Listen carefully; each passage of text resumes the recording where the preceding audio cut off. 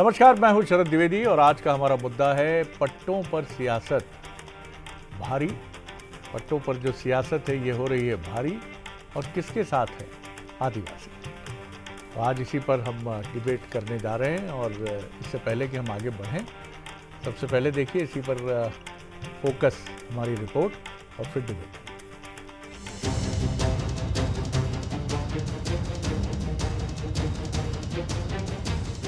मध्य प्रदेश विधानसभा के मानसून सत्र में सोमवार को बेहद संवेदनशील मुद्दे पर सियासी गहमागहमी देखने को मिली। नेता प्रतिपक्ष उमंग सिंघार ने सरकार पर आदिवासियों के वनाधिकार पट्टे निरस्त करने और उन्हें बेदखल करने का आरोप लगाया। सिंघार ने कहा कि सरकार आदिवासियों की जमीन छीनकर उसे निजी हाथों में सौंपना चाहती है। उन्होंने ये भी आरोप लगाया कि सरकार की नीयत साफ नहीं है और इस मामले में एक सख्त नीति और बदलाव की जरूरत है। निश्चित तौर से कई लाख पट्टे पड़े पूरे आदिवासियों के, अन्य समाज के पूरे प्रदेश में सरकार देना नहीं चाहती। सुप्रीम कोर्ट की बात करती बार बार। सुप्रीम कोर्ट ने स्पष्ट कहा कि 2006 के बाद पट्टे के पहले के पट्टे दिए जाना चाहिए, लेकिन सरकार सिर्फ लॉलीपॉप देना चाहती है आदिवासियों को, अन्य समाज को, लेकिन पट्टे नहीं देना चाहता। सदन में मुख्यमंत्री डॉक्टर मोहन यादव ने विपक्ष के आरोपों का जवाब देते हुए कहा कि गूगल मैप्स और आधुनिक तकनीक के जरिए सभी पट्टों की जांच कराई जाएगी।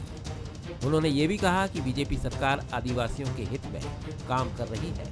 मुख्यमंत्री ने कहा कि जब से बीजेपी सरकार आई है तब से आदिवासियों को पट्टे दिए जा रहे हैं। सीएम ने सदन में घोषणा की कि जल्द ही पट्टों की स्थिति को ऑनलाइन किया जाएगा। इसके साथ ही मुख्यमंत्री ने कांग्रेस पर हमला बोला। आदिवासी क्षेत्र में भी, वनवासी क्षेत्र में भी सभी प्रकार के निवासरत रहने वाले सभी निवासियों के लिए किसी प्रकार की कोई कठिनाई नहीं आने देगी। उनके लिए धरती आबा योजना, प्रधानमंत्री जनमन आबा योजना, उनके अपने पट्टे वगैरह दिलाने के मसले को भी हम सबसे ज़्यादा करेंगे। उल्लेखनीय है कि हमारी सरकार के द्वारा ही सबसे ज़्यादा पट्टे दिए गए। पूर्ववर्ती कांग्रेस की सरकार ने एक पट्टा नहीं दिया था। मध्य प्रदेश में आदिवासियों के पट्टे निरस्त होने और उनसे बेदखली के मुद्दे पर सियासत तेज हो चुकी है। कांग्रेस जहां आदिवासियों के अधिकारों की रक्षा की बात कह रही है, तो वहीं बीजेपी उसे तकनीकी समस्या और सरकारी प्रक्रिया का हिस्सा बता रही है। दोनों पार्टियां अब आदिवासियों को साधने की तैयारी में हैं। आदिवासियों के भूमि अधिकारों के मामले में जो सियासी गहमागहमी देखी जा रही है, वो अगले चुनाव के लिए अहम साबित हो सकती है। फिलहाल दोनों ही दल आदिवासियों के अधिकारों की रक्षा करने का दावा कर रहे हैं, लेकिन असल सवाल ये है कि क्या आदिवासियों को उनके पट्टों का मालिकाना हक मिलेगा, या ये मुद्दा सिर्फ सदन की चर्चा की शोभा बनकर रह जाएगा। तो आपने देखा कि क्या है पूरा मामला। और इस समय मानसून सत्र चल रहा है और इस मानसून सत्र में उसकी गूंज सुनाई दी। हमारे सवाल जो हैं उन पर एक नज़र डाल लेते हैं। आदिवासी पट्टों को लेकर कांग्रेस बीजेपी का घमासान किसको फ़ायदा पहुंचाएगा? क्या मुख्यमंत्री की नई घोषणा से आदिवासी समाज में बीजेपी की ताकत बढ़ेगी? क्या 2028 के चुनाव से पहले आदिवासियों पर सियासी लड़ाई और तेज़ हो जाएगी? ये हमारे सवाल हैं। और जो मेहमान हमारे साथ हैं उनसे आपकी मुलाकात कराते हैं।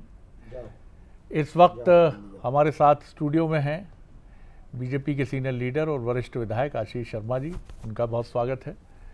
और उनका ये जो रूप आप देख रहे हैं, ये श्रावण मास में भगवान शिव जी को समर्पित है। बहुत एक भक्ति भाव है उनके भीतर। संतोष गौतम जी हैं, कांग्रेस के सीनियर लीडर और प्रवक्ता, उनका बहुत स्वागत है। और साथ ही दिनेश गुप्ता जी हैं, मध्य प्रदेश के वरिष्ठ पत्रकार, राजनीतिक विश्लेषक। दिनेश जी, हम आपकी तरफ आएंगे जी। आवाज़ सुन पा रहे हैं दिनेश जी? हाँ, मैं सुन पा रहा हूँ शरद जी आपके। जी। तो पहला कमेंट आपका ही कि किस तरह से आप देख रहे हैं आदिवासियों के पट्टों को लेकर मध्य प्रदेश विधानसभा में ये सियासत शरद जी, दो इस पूरे मामले के दो एंगल हैं। एक तो राजनीतिक है, जो स्वाभाविक तौर पर कांग्रेस आदिवासी के मुद्दे को लेकर लगातार फ्रंट फुट पर रही है। वो भले ही चुनाव में जो नतीजे वो अलग, दूसरा मुद्दा आदिवासियों के जो पट्टे निरस्त करने वाला है, वो बहुत गंभीर मुद्दा है, क्योंकि जो मुख्यमंत्री जी ने भी कहा है कि बारिश में किसी को विस्थापित नहीं किया जाएगा, कोई जो सैटेलाइट इमेज से 2005 की स्थिति देखी जाएगी, ये भी विधानसभा में कहा। लेकिन जब पट्टा दे दिया, इसके बाद निरस्त करने का वन विभाग किस आधार पर क्या कर रहा है? आप याद करिए कि जो 2018 का मुझे याद पड़ता है, जो कानून था वन अधिकार अधिनियम के तहत पट्टे देने का, जो वन भूमि पर कानून था, उसका पालन करने में मध्य प्रदेश सबसे आगे रहा और एक बड़ा मुद्दा 2008 के विधानसभा चुनाव में रहा था, जिससे भारतीय जनता पार्टी की सरकार लगातार दूसरी बार। यदि ऐसे पट्टे निरस्त किए जाते हैं तो मुझे लगता है उसका जो दूसरा गंभीर पहलू है वो राजनीतिक से ज्यादा महत्वपूर्ण। क्या ये जो पट्टे निरस्त हो रहे हैं कि नई सेंचुरी स्थापित होने के कारण हो रहे हैं या और कोई कारण है? अल्टीमेटली उनका पट्टा बहुत महत्वपूर्ण है। राजनीति तो अभी तो बहुत दूर है, लेकिन आदिवासी विस्थापित होंगे तो निश्चित तौर पर उन पर आक्रोश होगा, आदिवासी क्षेत्रों में तनाव होगा, लॉ एंड ऑर्डर की स्थितियां होंगी, बहुत सारी चीजें होती हैं, उनकी जीविका का विषय है, बहुत सारे विषय हैं जो इससे जुड़े हुए हैं। फिर उसका राजनीतिक लाभ लेने की कोशिश जरूर कांग्रेस पार्टी करेगी, ये उनके लिए एक बड़ा मुद्दा होगा। तो पॉलिटिकल कॉन्सिक्वेंसेस जो हैं वो भी बड़े महत्वपूर्ण हैं और आदिवासियों की जेन्युइन एक जो उनकी पीड़ा है वो तो इससे जुड़ी ही है कि आखिर कारण क्या है, क्योंकि हम इस समय विकास के लिए भी आगे बढ़ रहे हैं, उसके लिए हाईवेज बन रहे हैं, वो जंगलों से गुजर रहे हैं, वनवासियों की भूमि से भी गुजर सकते हैं और इसके साथ ही सेंचुरीज़ का इशू जैसा दिनेश जी ने बताया वो भी एक बड़ा मुद्दा है। संतोष जी, आपका रिएक्शन जी। देखिए शरद जी, एक बात तो बिल्कुल निश्चित है और ये साफ प्रतीत हो रहा है कि जो भारतीय जनता पार्टी की केंद्र सरकार है या फिर राज्यों की सरकारें हैं, ये सब आदिवासी विविधता से ग्रसित हैं। हम केवल मध्य प्रदेश का उदाहरण नहीं देख रहे हैं, हम छत्तीसगढ़ में देख रहे हैं कि किस प्रकार से हसदेव के जंगलों को एक व्यक्ति द्वारा कब्जा किया जा रहा है और सरकार उसको खुली छूट है, सरकार का संरक्षण है और सरकार के संरक्षण में आदिवासियों पर कुत्ते तक छोड़ दिए जा रहे हैं उस उद्योगपति के द्वारा। तो ये निश्चित रूप से चाहे झारखंड हो चाहे छत्तीसगढ़ मध्य प्रदेश हो, एक जैसा पैटर्न नजर आ रहा है कि लगता है कि उद्योगपतियों के हितों में सारे सरकार काम कर रही है। और यहाँ तो निश्चित रूप से आदिवासी विरोधी मानसिकता खुलकर सामने आ गई है कि आदिवासियों के पट्टे निरस्त करने की बात हो रही है और मंत्री ये कह रहे हैं कि बारिश तक उनको हाथ नहीं लगाएगा। अरे भाई, आप कोई एहसान कर रहे हैं? वो लोग इस धरती के मूल निवासी हैं और आप उन पर कोई एहसान कर रहे हैं कि बारिश तक उनको नहीं हटाया जाएगा। बारिश बाद क्या होगा? फिर इसके बाद उनका क्या भविष्य अधर्म लटका दिया जाएगा। और जब ये नियम बना दिया गया कि 13 दिसंबर, ये कोर्ट के आदेश है और इस प्रकार का नियम है कि 13 दिसंबर 2005 उसके आधार पर पट्टे दिए जाएंगे, तो अब उसमें नया फंदा फंसा दिया गया है कि सैटेलाइट मैपिंग होगी। ये तो वैसे ही हो गया जैसे हम जाति गणना कराएंगे पर कोई टाइम लिमिट नहीं बताएंगे, हम किसानों की आय दोगुनी करेंगे लेकिन कोई टाइम लिमिट नहीं बनाएंगे, हम सबको अपना घर देंगे लेकिन टाइम लिमिट नहीं बताएंगे, दो नहीं। तो ये कब होगी आदिवासियों की सैटेलाइट मैपिंग और क्यों उनको भगाया जा रहा है, अपनी जमीनों से बेदखल किया जा रहा है? ये कोई राजनीति का मुद्दा नहीं है, ये संवेदना का मुद्दा है। और निश्चित रूप से जो आदिवासी हमारे भाई बहन जो जलों में रहते हैं, जो इस धरती के मूल निवासी है, उनको इस प्रकार से मैं कहता हूं कि उनका तिरस्कार किया जा रहा है, उनकी मानहानि की जा रही है। मैं इस सरकार की नीति पर प्रश्न चिन्ह खड़े करता हूं और ये सरकार अगर ये कह रही है कि हम बारिश तक उनको नहीं हटाएंगे, तो सरकार ये भूल रही है कि कोई एहसान नहीं कर रही है। वो धरती के निवासी जिनके वोटों के कारण आज सत्ता में आते जाते रहते हैं लोग, चाहे हम हो या वो हो, लेकिन वो ऐसी भावना दिखा रहा है जैसे कोई एहसान कर रहा है आदिवासी। क्या कहेंगे आशीष जी? पहला तो कांग्रेस की आपत्ति ये है कि आप मानसून के बाद क्या एक्शन लेंगे, क्या उनको हटाया जाएगा तो वैकल्पिक व्यवस्थाएं क्या होंगी, उनकी संतुष्टि किस तरह से और कैसे होगी, क्योंकि वनवासी हैं वो वहाँ से हटना नहीं चाहेंगे। जी देखिए शरद जी, दो तरह की चीज़ें हैं। हम और आपका परिवार शहरों में रहा है, गाँवों में रहा है, लेकिन आदिवासी जो वास्तव में जंगल में उसकी पीढ़ियाँ रहती आई हैं, हमें अगर और कहीं जाकर बसा दिया जाए, हमें जंगल में भेज दिया जाए तो हम वहाँ नहीं रह सकते। उसी तरह आदिवासी भी जल, जंगल और ज़मीन के बिना उसके जीवन का यापन नहीं कर सकता। आज भी आदिवासियों में अब चूँकि शिक्षा का प्रचार प्रसार हुआ है, बहुत बड़ी संख्या में अधिकारी और अन्य क्षेत्रों में आदिवासी बच्चे भी हमको काम करते हुए देखे जा सकते हैं, लेकिन अंतोगत्वा उसकी आजीविका जंगलों पर ही निर्भर है। इसमें दो तरह के मामले हैं। एक तो वो जो 13 दिसंबर 2005 के पहले किसी वन की ज़मीन पर काबिज थे, उनके अधिकांश दावों को मध्य प्रदेश की सरकार ने, वन विभाग ने स्वीकृत किया है और आज वो उस ज़मीन का उनको हक मिल चुका है। लेकिन 2005 के पश्चात जो अतिक्रमण वन भूमि पर हो रहे हैं, कहीं ना कहीं उनका पट्टा देने में कानूनी अड़चन भी है। और फिर एक चीज़ हमको ये भी देखना पड़ेगी कि जो आदिवासी जल, जंगल और ज़मीन का संरक्षण करने वाला है, जिसकी आजीविका, जिसका जीवन उस प्रकृति पर ही निर्भर है, यदि जंगल ही नहीं बचेंगे तो फिर वो आदिवासी कहाँ जाएगा।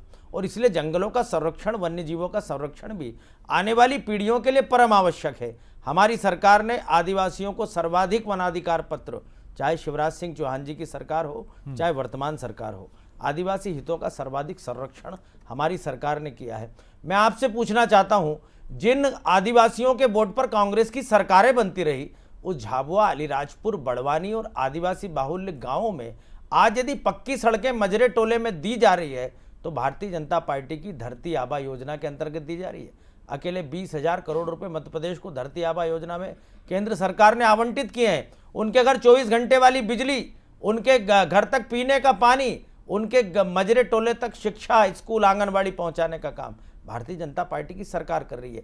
इसी के कारण आदिवासियों के जीवन में बदलाव आएगा। जहां तक बात है, माननीय मुख्यमंत्री जी का सदन में वक्तव्य आ चुका है कि किसी को भी बारिश के इस मौसम में बेदखल नहीं किया जाएगा और जितने भी वनाधिकार के दावे हैं उसे गूगल से मैपिंग कराकर, सैटेलाइट इमेज को पब्लिक डोमेन में प्रकाशित कर सभी दावों का निस्तारण जो त्रिस्तरीय समिति बनी रहती है, ग्राम सभा, खंड स्तरीय समिति और जिला कलेक्टर और डीओ ट्राइबल की अध्यक्षता में, जिसमें सामान्य जनप्रतिनिधि भी रहते हैं, उन सब की जो समिति है वो उन दावों का निपटारा करेगी। मध्य प्रदेश में किसी तरह का टकराव, विवाद आदिवासी भाइयों के साथ सरकार की कभी मंशा नहीं रही है। और मैं आपसे फिर कहना चाहता हूं, आदिवासी अधिकारों के लिए काम यदि वास्तव में किसी सरकार ने पैसा एक्ट लाकर, धरती आबा जैसी योजना लाकर आदिवासी नायकों के स्मारक और उनकी स्मृति को अक्षुण्ण बनाने के लिए किसी पार्टी ने, किसी सरकार ने की है तो केवल मोदी जी और भारतीय जनता पार्टी की सरकार ने की है। आप आश्वस्त करते हैं कि उनके हितों के विरुद्ध जाकर कोई काम नहीं होगा? बिल्कुल नहीं होगा, कोई अन्याय नहीं होगा, बिल्कुल नहीं होगा। जी दिनेश जी, क्या कहेंगे आप? बीजेपी का कहना है कि समुचित प्रक्रिया अपनाई जा रही है, इसमें कहीं कोई कोताही नहीं बरती जा रही है, मानसून तक मानवीय दृष्टि के चलते कोई भी विस्थापन का काम नहीं होगा, आगे की प्रक्रिया में त्रिस्तरीय समितियों का गठन होगा जिसमें स्थानीय माइक्रो लेवल से लेके उच्च स्तर तक के जनप्रतिनिधियों की भागीदारी होगी, उसमें वन विभाग और ज़िला प्रशासन के अधिकारियों की भूमिका होगी और सब मिल बैठकर तय करेंगे और उसमें कहीं कोई भी चूक नहीं होगी। जी, ये देखिए, ये तो कोई भी जब मुद्दा होता है तो बड़ा स्वाभाविक सा ये होता है कि सरकार ये आश्वासन देती है, लेकिन वो परिस्थितियां क्या हैं कि आपको उनको विस्थापित करना पड़ रहा है या उनके पट्टे निरस्त करने पड़ रहे हैं। आप ये तो हमारे यहाँ बड़ा स्थापित है कि सब जून से सितंबर तक बारिश होती है, तो इस पीरियड में अधिकारियों को भी क्या जल्दीबाजी होती है कि इसी पीरियड में करना है। इसके पीछे कोई माफिया टाइप के लोग तो नहीं होते कि जो सक्रिय हो जाते हो कि इनको एक नोटिस दो ताकि ये बारिश के बहाने रुक जाएगा। जो गलत लोग हैं, जिन्होंने कब्जे कर रखे हैं, आदिवासियों की जमीनें जिन्होंने खरीद रखी, बहुत सारे इशू हमने इसी सत्र में देखे जो आदिवासियों से रिलेटेड आए, उनकी जमीन से संबंधित मामले आए। उसी के बीच में आप यदि एक नोटिस दे देते हैं तो कहीं ना कहीं किसी कार्रवाई से बचने की तो कोशिश नहीं है।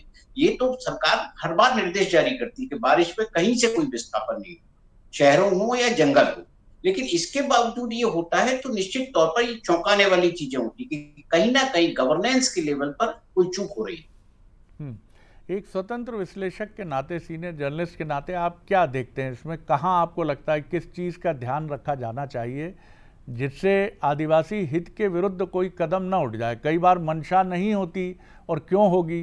सरकार तो चाहेगी ही कि अच्छे ढंग से सारी प्रक्रिया आगे बढ़े, लेकिन कई बार कुछ दबाव आ जाते हैं जो स्थानीय स्तर पर भी होते हैं, उच्च स्तर पर भी होते हैं, और कई बार ये भी बड़ी दिलचस्प बात है कि सरकार के लेवल तक ये बात नहीं पहुंचती और प्रशासनिक अधिकारी अपने स्तर पर उसे डील करने की कोशिश में लग जाते हैं। जी, एक जो गंभीर चूक जो हो रही है वो हो रही है कि ग्राउंड लेवल का जो अमला है, सरकारी जो अमला है, उसके साथ कहीं ना कहीं जो आम आदमी है या आदिवासी है उनका संवाद की जो, चाहे रेवेन्यू का स्टाफ हो या फॉरेस्ट का स्टाफ हो, जहां आदिवासियों से संबंधित मामला होता है, जंगल का मामला है तो फॉरेस्ट लैंड पर है, तो वहां कहीं ना कहीं कम्युनिकेशन की कमी है। लोकल लीडर के साथ उनका इंटरेक्शन नहीं है।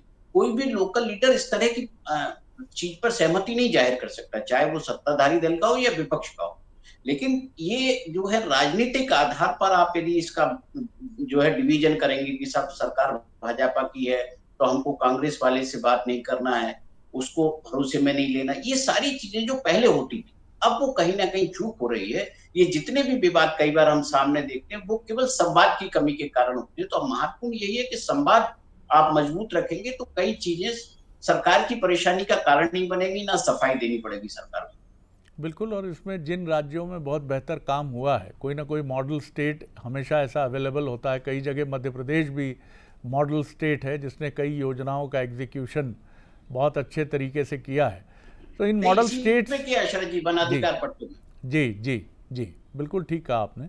तो ये इन चीज़ों को ध्यान में रखकर अगर आगे बढ़ा जाएगा कि कैसे प्रशासनिक अधिकारी और संवाद की प्रक्रिया इन्वॉल्व हो तो बहुत सारी चीज़ें बेहतर हो सकती हैं। और इसमें एक प्रशासनिक संवेदनशीलता की आवश्यकता हमेशा होती है। राजनेता की संवेदनशीलता मैं हमेशा कहूँगा कि वो सर्वाधिक होती है क्योंकि वो जनता का नुमाइंदा है। लेकिन प्रशासन कई बार एक इम्प्लीमेंटेशन की इकाई के नाते एक मशीनी प्रक्रिया में जब बदलता है तो चुनौती, क्योंकि उसका बिल जो है वो पे करती है सरकार, तो सावधानी यहाँ बहुत ज़रूरी है। जी गौतम साहब।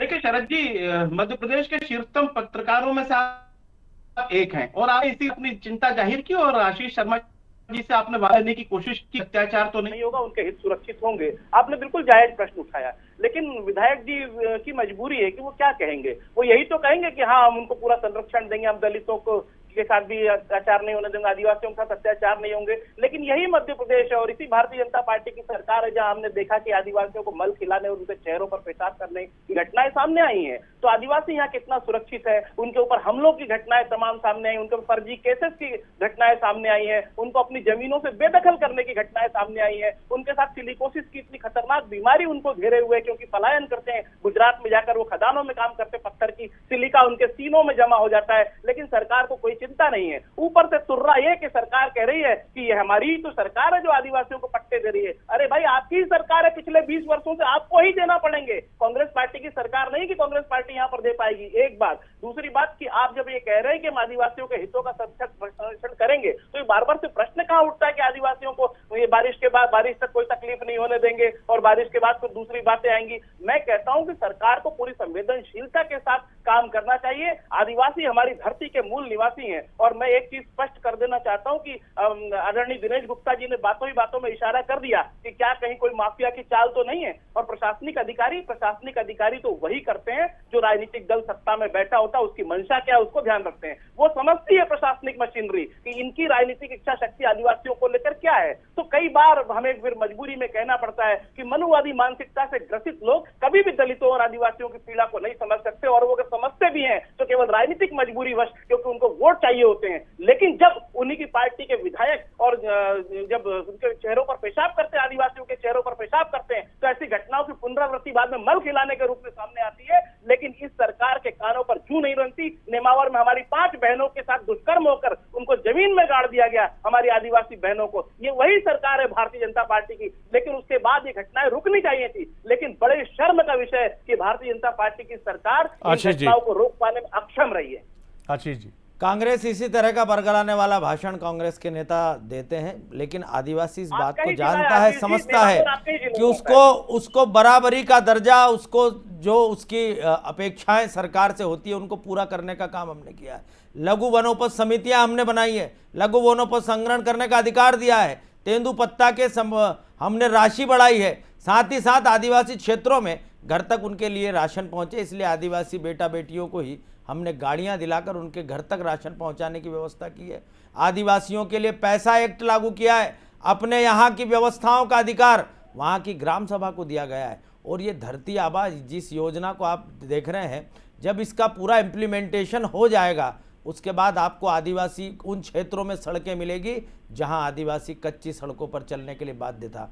रही बात पट्टों की, तो 18 महीने आपकी भी सरकार इस मध्य प्रदेश में थी। जो आज नेता प्रतिपक्ष हैं वो स्वयं वन मंत्री थे। एक पट्टा आपने दिया, 18 महीने तो बहुत समय होता है, आप ही बांट देते 50,000 1 लाख पट्टा। हमें जो सरकार है उसको सब चीज़ों की चिंता करना है। आज हम मध्य प्रदेश टाइगर स्टेट बन चुका है, पूरे भारत में सर्वाधिक टाइगर आज हमारे यहाँ है, लेपर्ड स्टेट बनने की दिशा में हम आगे बढ़ रहे हैं। पर्यावरण का संरक्षण हो, लेकिन आदिवासी अधिकारों पर कुठाराघात नहीं हो। अगर इसी तरह से जंगल खत्म होते रहे तो हम अपने आने वाली पीढ़ी को क्या सौंप कर जाएंगे, इस विषय में भी हमको सोचना है। लेकिन आदिवासियों का उन्नयन हो, उनके लिए शिक्षा, स्वास्थ्य जैसी मूलभूत आवश्यकताएं सरकार पूरी करे, और इसलिए माननीय मुख्यमंत्री जी के नेतृत्व में हम सब आदिवासी हितों के लिए काम करते हुए एक नया मध्य प्रदेश बनाने का काम हम करने जा रहे हैं।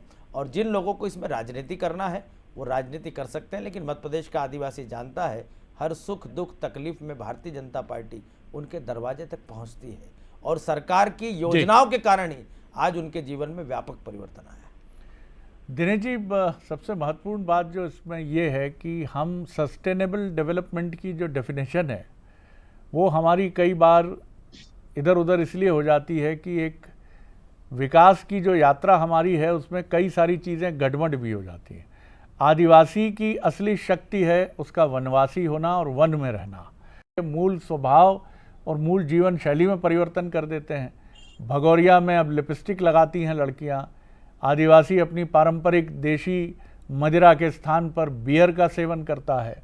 बहुत सारी उनकी जो प्राचीन चीज़ें हैं उनसे उनका नाता टूट रहा है। यानी हम कितना बड़ा नुकसान कर रहे हैं। हम उसको बहुत सुविधाएं देने की कोशिश कर रहे हैं, लेकिन हम उसके मूल स्वभाव में परिवर्तन कर रहे हैं। इस पर काम करने के लिए बहुत मानव विज्ञानियों को बैठना पड़ेगा, बैठ के तय करना पड़ेगा कि विकास का ये अर्थ नहीं है कि आप आदिवासी को शहरवासी बना दें। जी देखिए, जहां भी शिक्षा का विस्तार हुआ है और शिक्षा के विस्तार के साथ रोजगार जहां उपलब्ध हुआ है, वहां स्वाभाविक तौर पर जो सामाजिक परिवर्तन हर जगह देखते हैं ना, शहरों में देखते हैं, तो उसका असर तो आदिवासियों पर भी पड़ेगा। लेकिन इन सबके बीच जो सबसे महत्वपूर्ण चीज जो विकास के बारे में आती है कि आप देखिए कि मध्य प्रदेश में क्या कर रहे हैं कि आप सेंचुरी बढ़ाते जा रहे हैं। आप टाइगर सेंचुरी पहले से थी, अब आप जो है लेपर्ड सेंचुरी आ गई, फिर इसके बाद एक एलिफेंट सेंचुरी की बात होती है, वर्ड सेंचुरी है, बहुत सारी सेंचुरीज की बात होती है। इससे होगा क्या? इससे ये होगा कि हमारे प्रदेश का विकास रुक जाएगा। हर चीज हमारी वन अधिकार कानून में जाके फंस जाएगी। हम कोई आपको इंडस्ट्रीज लगाना चाहेंगे तो वो वन भूमि आ जाएगी। तो इस तरह की जब चीजें होती है, जहां हमारी ओरिजिनल शेप में जो चीजें, जहां हमको क्षेत्र बढ़ाने की आवश्यकता नहीं, वहां आप उसको छोड़िए ना। दूसरे राज्य क्यों नहीं कर रहे? वो इसलिए नहीं करते हैं कि हम यदि जंगल में कोई भी हम सेंचुरी लेके आएंगे तो फिर हम कोई भी विकास का कार्य नहीं कर पाएंगे, हमारी जमीन चली जाएगी। तो ये भी एक गंभीर विषय है जो आदिवासियों और विकास से जुड़ा। ठीक कहा आपने, और यही वजह है कि आज छत्तीसगढ़ के कोरबा की हम बात करें, रायगढ़ की बात करें, सरगुजा की बात करें, ये वो पट्टी है जहां हाथी आज आतंक का पर्याय हो गए हैं। और पर्याय गलती उनकी नहीं है, हमने उनके गुजरने के रास्ते, उनके जहाँ से वो आते जाते रहे परंपरा से, हाथियों की परंपरा बड़ी स्ट्रांग होती है। वो अपने पूर्वजों के रास्ते पर ही चलते हैं, जहाँ से उनके पूर्वज चले हैं। उस रास्ते पर मनुष्य ने अपनी बस्तियाँ बसा ली हैं, विकास की सड़कें बन गई हैं, पुल बन गए हैं। हाथी कहाँ जाएगा? टाइगर कहाँ जाएगा? आज भोपाल देश की एकमात्र राजधानी है जिसके आसपास के 30 किलोमीटर में 10-12 टाइगर घूमते हैं। ये कब शहर में आ जाएं, कब कॉन्फ्लिक्ट में बदल जाएं, इनके उत्तर हमारे पास नहीं है, क्योंकि हम मेट्रो की तरफ हैं, हम फ्लाईओवर्स की तरफ हैं। हम इसलिए बना रहे हैं नई सेंचुरीज़ की पर्यटक आएँ तो हमारी इकॉनमी को गति मिले। लेकिन इसके बीच में वनों से जो हमारा रिश्ता है, वनवासियों से जो हमारा रिश्ता है, वो साइडलाइन ना हो, इस पर बहुत ध्यान देने की ज़रूरत है। और ख़ास तौर से राजनीतिक व्यवस्था से ज़्यादा संवेदनशील प्रशासनिक व्यवस्था, क्योंकि राजनेता बड़ी जल्दी समझ भी जाता है, समझाया भी जा सकता है। मुश्किल तब होती है जब कुछ समझदार ब्यूरोक्रेसी के लोग ये कहते हैं it doesn't makes any difference, will proceed, कोई फ़र्क नहीं पड़ता है सर, कर लेंगे सर, विल मैनेज इट। और मैनेज इट के चक्कर में लम्हों ने खता की, सदियों ने सजा पाई। बहुत शुक्रिया आप तीनों मेहमानों का। आगे देखिए हमारा स्पेशल प्रोग्राम प्राइम मेट्रो। नमस्कार।